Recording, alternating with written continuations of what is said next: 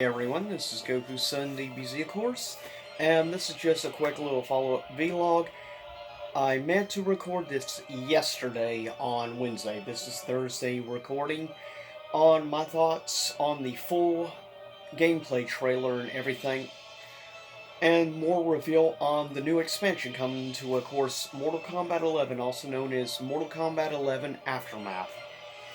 Now, it definitely looks like we're getting a significant amount of new DLC content for the story mode, which is good because I will say MK11 story mode was really good. Seriously, it was good. I may have still liked Mortal Kombat 10 or Mortal Kombat X's story mode just a bit more, but I do like MK11's story mode more than MK9's. But with that said, I'm definitely very intrigued at the actual new story mode DLC content. Of course, we get to see, obviously, this new story mode add-on is going to, obviously, rather than revolve around Raiden and Liu Kang, this time around it's going to revolve around, obviously, Shang Tsung, which is quite interesting. I still think, of course, it's awesome that they actually used the original actor who played Shang Tsung from the original MK movie from the mid 90s, which I think is awesome that they used him. Decay, I believe that's his last name, George Decay. But seriously awesome, and I think one of the biggest things that caught my attention in the trailer and introduction of course, the three new DLC characters, another guest character, and two normal additional MK characters.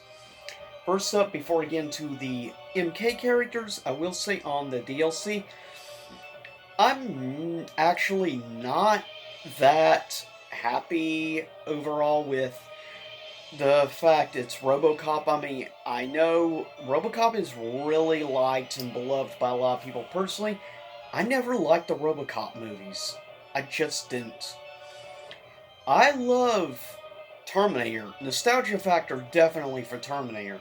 Though, unfortunately, in game, even though it was cool with some of the stuff, I will say at the end of the DLC characters of Season 1, for me personally, my least favorite of the Season 1 past DLC characters was the Terminator, was my least favorite. And then, right, just barely above Nightwolf. Obviously, my personal favorite was Spawn. Very biased, though, when it comes to Spawn. And then right behind him was actually Sindel. I'm surprised, but in this story, but yeah, RoboCop, not a big nostalgia factor like some people. Though I will say is kind of interesting. In fact, we'll be able to get RoboCop versus the Terminator in the game, sort of like MKX did Predator versus Alien, which is cool. Though the difference is, I love the Alien films, and I really liked the first Predator film. I didn't absolutely hate Predator 2, unlike some people out there. I haven't even watched the reboot attempt, though from what I've heard, probably best I don't watch it. Alien, on the other hand, except for Alien 3 and Alien, was it Resurrection? Except for those two films, I love the Alien series. I love Prometheus. I love Alien Covenant a lot. So, that was pretty cool, but back to quickly finish up with my thoughts on the story mode and stuff, and the reveal of characters. I will say, I was wondering whether or not they would end up doing Shiva, because of being actually in the original story mode, of course, in the game. I was curious, plus, I will say Goro was a lot of fun in Mortal Kombat X, personally. I love Goro in MKX. Probably one of my top 10 favorite characters on that game. So, I'm definitely curious to try out this new version of Shiva, see how she plays versus Shiva in the old games like MK3 Shiva, or even like Apocalypse, not Apocalypse, but Armageddon. And I never played Shiva on MK9. So I'm kind of curious to see how her gameplay is going to be overall. Design-wise, I really like Shiva's newer design, personally. I think her newest design is, I think, the best she's honestly looked. Sort of like Goro in MKX is the best Goro ever looked. But the biggest for me, though, out of the DLC announced characters, the biggest for me that got me actually freaked out when I first saw the trailer was Fujin. That was the biggest deal to me, was the announcement of Fujin being a playable character. Because the last time Fujin was even playable in a Mortal Kombat game was Armageddon on the PS2 and Xbox. That's a ridiculous amount of years that we've had to wait to be able to play again Fujin. I mean, it's been what, like 12 years or something since Fujin was playable in game? And really, prior to that, really, Fujin wasn't playable except for in like MK4 slash MK Gold, which is a Mortal Kombat game I personally like more than a lot of people do. I will admit to that. I really like Mortal Kombat 4, and Fujin is one of the reasons I like MK4 slash Gold so much. Him with a few other selected characters in the game like Quan Chi, and that game is a lot of fun.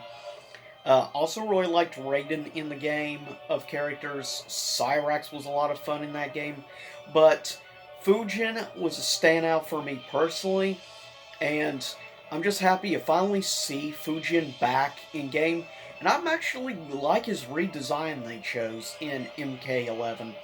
Plus, with, of course, the other announced stuff, like additions we have now, besides the DLC characters, we have the introduction to bringing back pit fatalities, which is awesome.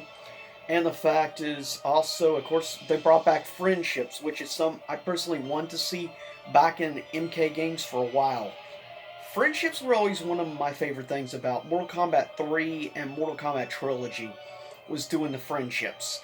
I always liked how Shao Kahn would say friendship, friendship again. That was awesome. And I gotta admit, of the friendships so far I have seen, Kano's is pretty funny. Um, I gotta admit, Scorpion's is pretty funny. Uh, I really got a good kick out of Sub-Zero's friendship, showing him like making a popsicle and stuff and showing up with a little ice cream truck thing. That was pretty funny, but easily the best of the four I've seen so far is Noob Saibot's. His is easily the coolest, I will say, of the friendships I've seen. But with that said, and with other things, my opinions on that stuff, I will say it's going to be interesting. It looks like they may be retconning now the story. The story of Sindel, given in the story mode, shows them go back in time to gain control of Kronika's, of course, crown or whatever, in order to rewind and completely change history. I'm going to be curious to see in the end the real final ending to the story expansion with especially Shang Tsung. I'm curious how things are going to play out, but also it looks like they're retconning Sindel's story a little bit now with bringing her back to life in the story mode add-on. That's cool.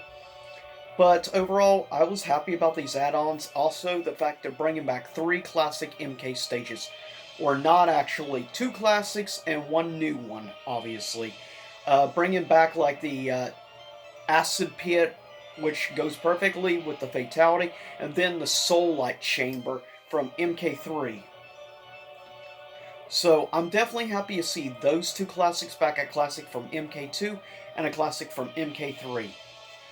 So with that said, those are some of my personal opinions. The only major thing I want to end on my opinion on this whole issue about is my thoughts that I think the price tag they want for this expansion is, I think, rather pricey. At $39.99 is pretty overpriced in my personal opinion. I think personally maybe $24.99 would have made more sense. Some might say that's pricey, but I think $25 I could see at least charging that. But this is like, in my opinion, $15 over what they should be charging for the expansion. I think $24.99 would be a reasonable price range for 3 characters, 3 new stages, new DLC to, of course, the story mode and everything. Because MK11 story is really the standout to me for the game. But with that said, I'll get ready to cut this little, my thoughts on this vlog. Leave a comment below and tell me your thoughts on everything. And do you agree with me that maybe $24.99 price range actually would sound reasonable? Because let's be honest, $39.99 is ridiculously overpriced in my opinion. But I will end up getting it. Mainly, I'll try to pre-order it, though I'm having an issue right now on PSN. I'm trying to pre-order, and it keeps saying system error. And I've been trying this since yesterday evening, and it keeps saying system error.